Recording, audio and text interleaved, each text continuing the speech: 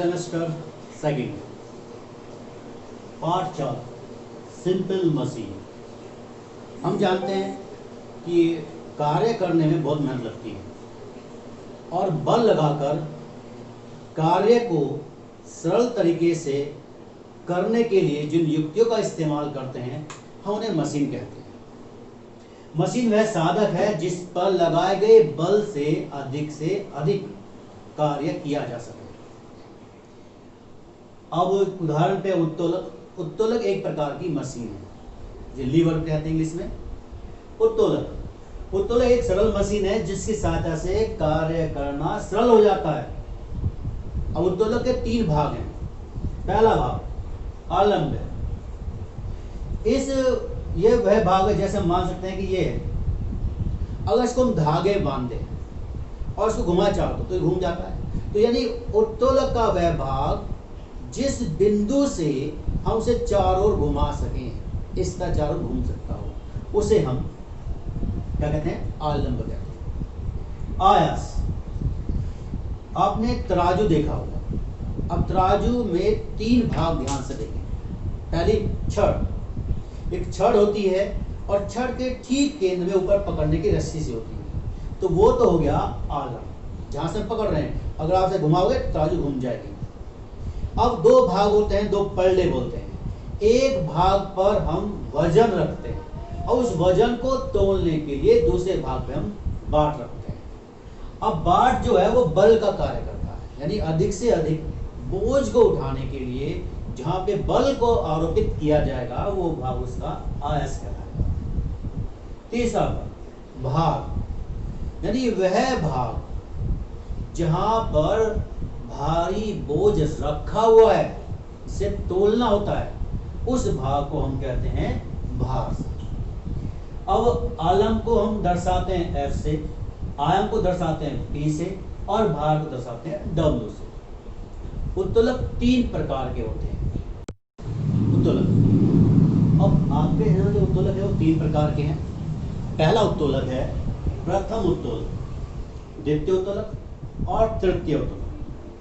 अब ध्यान से देखें, प्रथम उत्तोलक में जो F वो W और P के बीच में होता है। आप जानते हैं P जहां बल आरोपित किया जाता है, F वो सेंटर है जिसके चारों ओर ये स्वतंत्रता से घूम सकता है, W जहां भार रखा जाता है।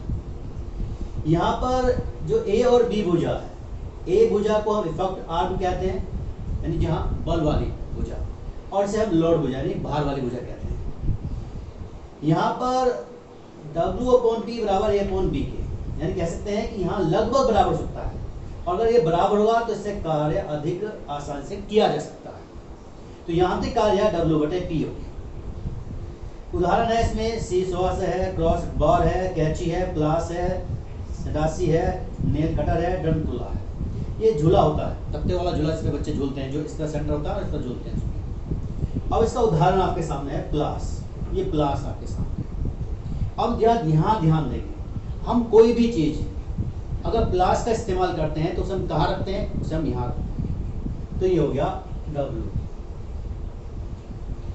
यहाँ पे W हो गया।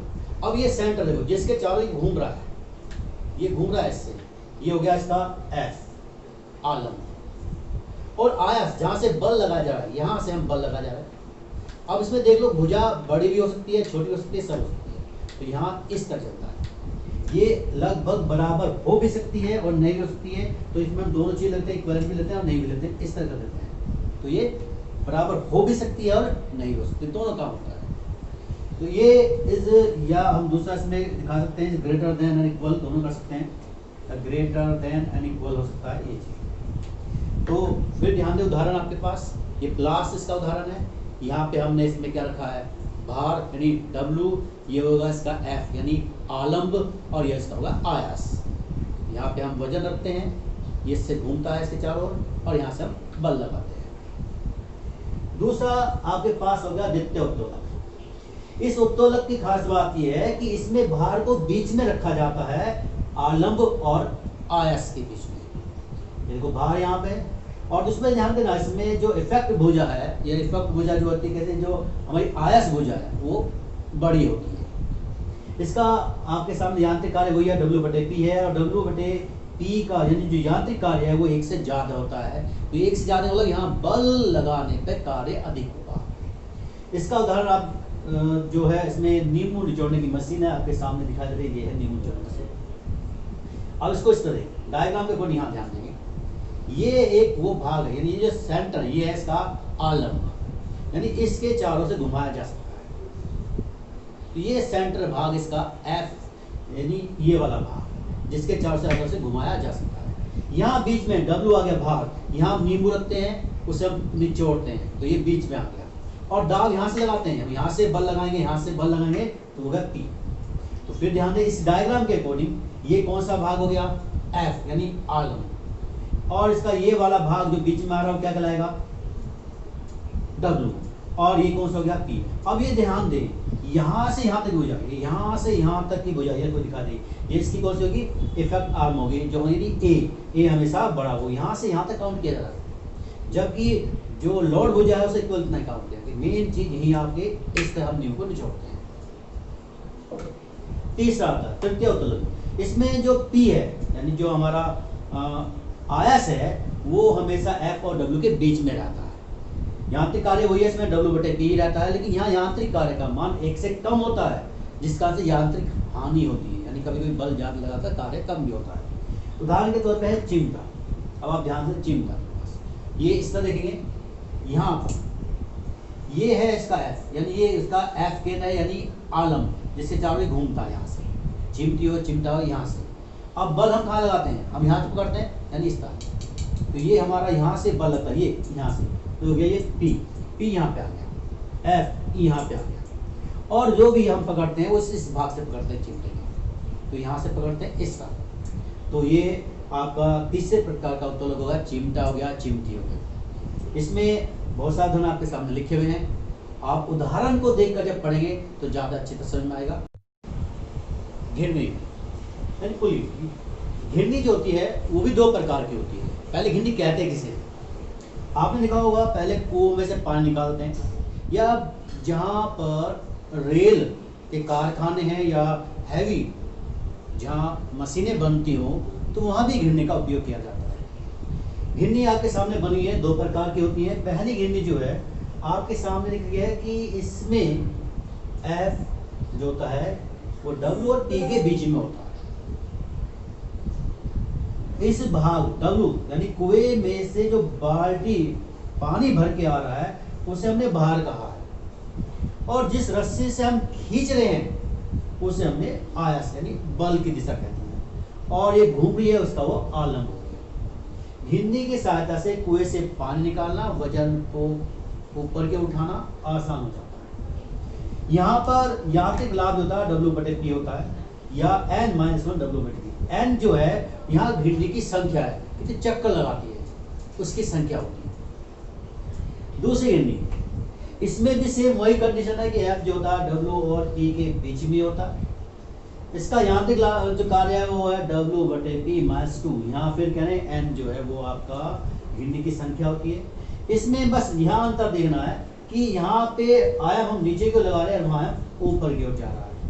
ये जो भिलाई कारखाने होते हैं उसमें जब लोहे की बड़ी बड़ी पटरी को उठाया जाता है तो वहाँ इसी चीज का इस्तेमाल किया जाता है।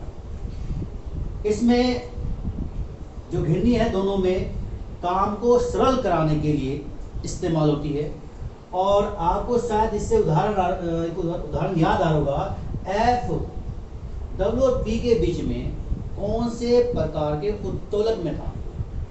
इसका उदाहरण आपको बताया था प्लास W, यानी एक सिरे पे प्लास के एक सिरे पे हमने क्या रखा था, यहाँ पे W रखा था, बीच में उसका F था और यहाँ था P। बिल्कुल सेम वही उदाहरण ये घिरनी के हैं, यानी कि घिरनी भी प्रथम प्रकार का उत्तोलक है। पहिया या धुरी, आपने देखा होगा जैसे बैलगाड़ी है या कार है, इनमें एक बीच में डंडा सा होता है, रॉड टाइप्स होती है बड़ी, और उन दोनों के सिरे पे पहिए लगे होते हैं, तो इसे धुरी कहते हैं। इसकी सहायता से कार्य आसान होता है। पहिया जो होता है वो घर्षण करता है जमीन से और आगे स्मूथली चलता है। जैसे आपके सामने यहाँ पर है, हमने एक धुरी ले ली और उस धुरी पर एक पहिया लगा दिया। इस पहिए पे एक रस्सी लपेटी है और इस सिरे पे, छोटे वाले सिरे पे एक भार लटका दिया। तो जब हम इस रस्सी को खींचते हैं यानी बल लगाते हैं तो भार ऊपर की ओर उठता है और इससे भार उठाना आसान होता है। तो यहाँ पे यांत्रिक कार्य W/P हो गया। अब यहाँ पर ध्यान दें, F किसके बीच में है? ये फिर वही W/T के बीच में, यानी ये प्रथम प्रकार का उत्तोलक हो जाता है। तो पहिए की सहायता से हमें धुरी के माध्यम से वजन उठाना आसान हुआ है, अतः पहिया एक प्रकार का उत्तोलक ही है। तो यानी कि पहिया धुरी भी प्रथम प्रकार के उत्तोलक में आते हैं। इसके बाद आता है मशीनों का रख रखाव। हम सभी जानते हैं कि कोई भी मशीन हो, उसके एक निश्चित समय के बाद उसकी सर्विस होनी बहुत जरूरी है। उसके सभी जो भी बोल्ट होते हैं उन्हें चेक करना बहुत जरूरी होता है। उसमें ऑयल समय और समय के अनुसार ही डालना चाहिए। मशीन को खुले में नहीं रखना चाहिए, क्योंकि आप जानते हैं कि नमी वायु, जो इस वायु में नमी होती है वो जंग लगा देती है और जंग लगने से हमारी मशीन खराब हो सकती है या जाम हो जाती है। तो मशीन का रखरखाव भी उचित होना चाहिए।